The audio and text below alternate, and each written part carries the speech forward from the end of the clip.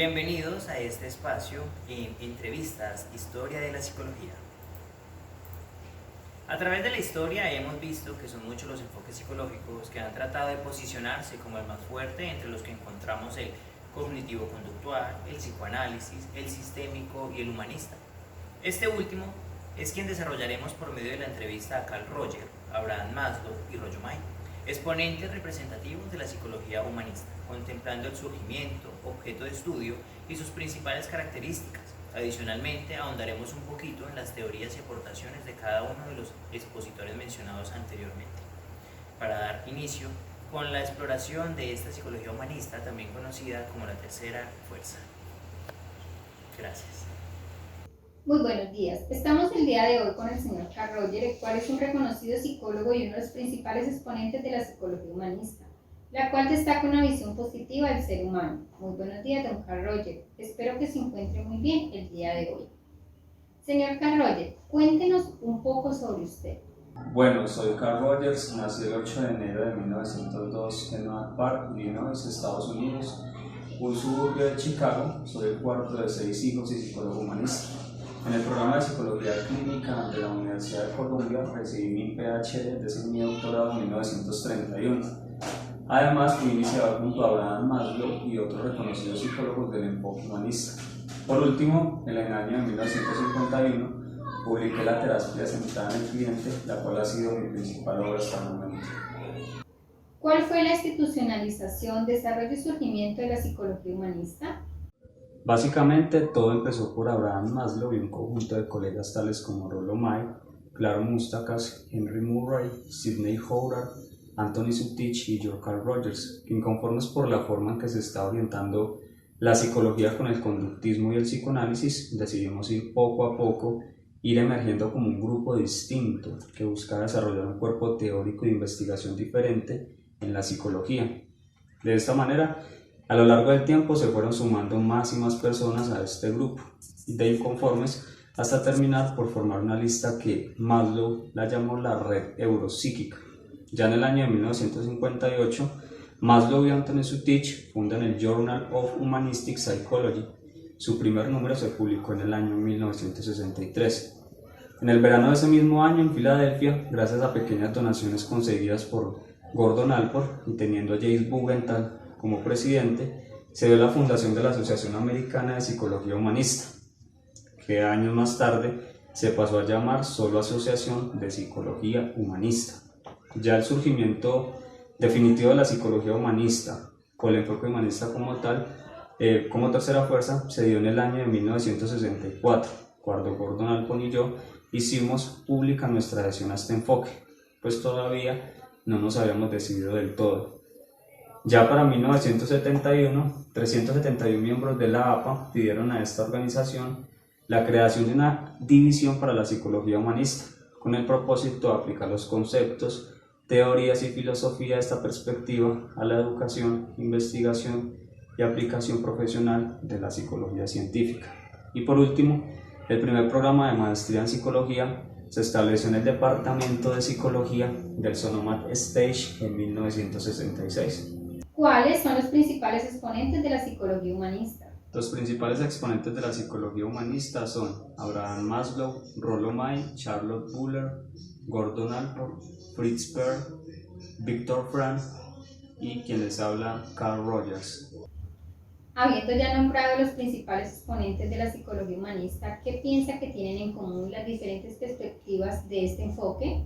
Las diferentes perspectivas de la psicología humanista tienen una esencia en común, y es que todas ellas se enfocan en el potencial que tiene el ser humano y no en sus limitaciones. Resaltan la autonomía y libertad y por lo tanto la autorresponsabilidad del hombre frente a sus actos. En pocas palabras, ¿cuál es el objeto de estudio de la psicología humanista?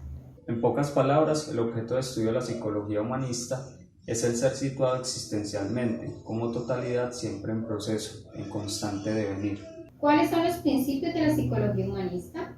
Mi teoría humanista describe a las personas como buenas y saludables. Para mí, la salud mental es algo normal en nuestras vidas. La psicopatología y los problemas sociales son distorsiones de la tendencia natural del ser humano al bienestar. Señor Carroyer, ¿nos podría hablar un poco acerca del ser humano? Para mí el ser humano nace con una tendencia realizadora que, si no se tuerce por los sucesos de la crianza, puede dar como resultado una persona de pleno funcionamiento, es decir, alguien permeable a nuevas experiencias, capaz de reflexión, espontáneo y capaz de valorar a otros y a sí mismo. En su teoría de la personalidad nos habla acerca de una persona plenamente funcional. Para usted, ¿qué características tienen este tipo de personas? De forma resumida, para mí los seres humanos plenamente funcionales tienen 5 características, las cuales son apertura a la experiencia, estilo de vida existencial, confianza en sí mismo, creatividad y libertad experiencial. De esta forma, la apertura a la experiencia hace referencia a las personas que son abiertas a las experiencias del mundo y aceptan las cosas tal y como son, incluyendo aquellos sentimientos negativos.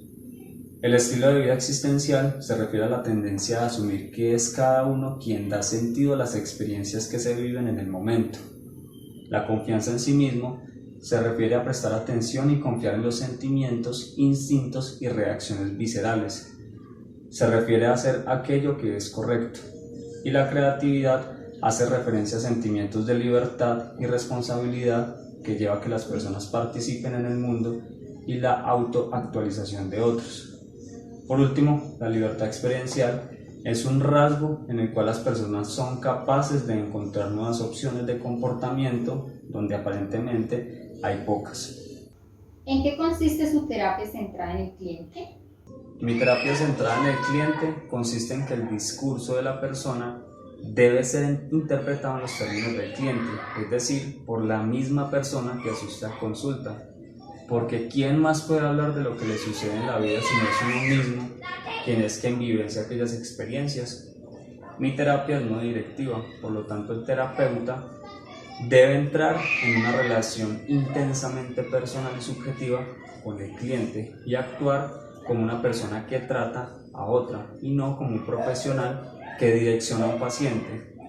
En esta terapia utilizo una forma de expresión llamada respuesta-reflejo, la cual consiste en reflejar en el cliente la esencia de lo que dice utilizando palabras diferentes. Esta tiene como objetivo demostrar la escucha activa por parte del terapeuta y fomenta la exploración a fondo sobre el tema que se está tratando con el paciente en el momento. De igual manera, incluye la respuesta empática y la aceptación incondicional por parte del terapeuta. ¿Nos podría hablar un poco más acerca de la respuesta reflejo? La respuesta reflejo es una forma de expresión en el proceso psicoterapéutico. Esta se da en diferentes niveles de complejidad en la medida que avanza la terapia. Se parte de la respuesta reflejo simple, la cual es la repetición de lo expresado por el cliente.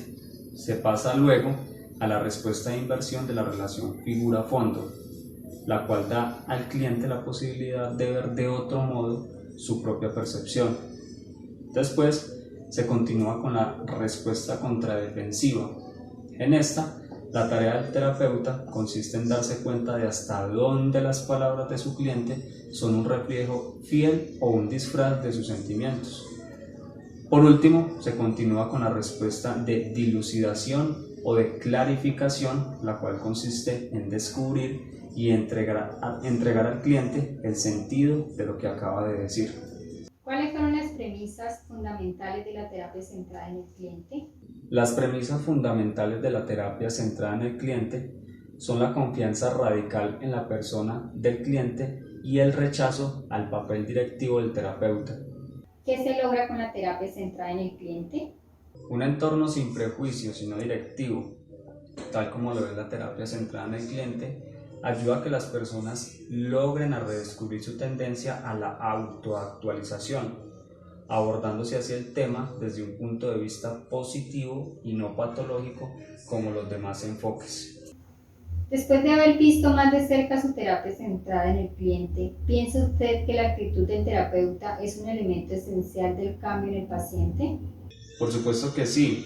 Es más, en concreto en la terapia centrada en el cliente, el terapeuta debe tener consideración positiva incondicional hacia el cliente, es decir, la aceptación y el respeto a la persona en cuanto que persona no depende del sistema de valores personales abstractos o normativos. Debe tener empatía, la cual es la voluntad de coparticipar en la percepción de la experiencia del cliente, entender desde dentro su mundo y transmitirle esta comprensión al mismo. Y por último, debe tener autenticidad y congruencia. El terapeuta debe ser auténtico o congruente cuando se da la coincidencia entre lo que dice, hace y siente. Bueno, agradecemos a Carl Rogers por esta entrevista y continuamos con la siguiente entrevista al señor Abraham Maslow. Continuamos con Abraham Maslow, psicólogo estadounidense considerado como uno de los fundadores y uno de los principales exponentes de la psicología humanista. Buenas tardes, ¿cómo se encuentra Abraham? Buenas, señorita Luz, muy bien, gracias. Gracias por acompañarnos el día de hoy. Gracias a usted por la invitación. Bueno, entonces iniciamos. ¿Qué nos puede decir, señor Abraham, sobre la psicología humanista? Bueno, para entender la psicología humanista, primero debemos comprender y conocer primero que el desarrollo de la psicología ha estado permeabilizado por otras fuerzas o corrientes a lo largo de toda su historia. Como fue en primer lugar el psicoanálisis, quien se enfocaba en el pasado y daba relevancia al inconsciente y las etapas psicosexuales que forjaban la personalidad del sujeto. Por otro lado, encontramos la corriente o enfoque del conductismo, que basaba el comportamiento en estímulos y respuestas y que luego fue fusionado con el cognitivismo, dando como resultado el enfoque cognitivo-conductual, que es uno de los enfoques utilizados por la mayoría de psicólogos hoy en día. Sin embargo, muchos psicólogos, y me incluyo, pensamos diferente y decidimos conformar un nuevo grupo, contemplando al ser humano en el aquí y en el ahora, es decir, en el presente, partiendo desde el existencialismo. Tengo entendido de que habla de una jerarquía de necesidades y autorrealización. ¿Puede contarnos acerca de ello?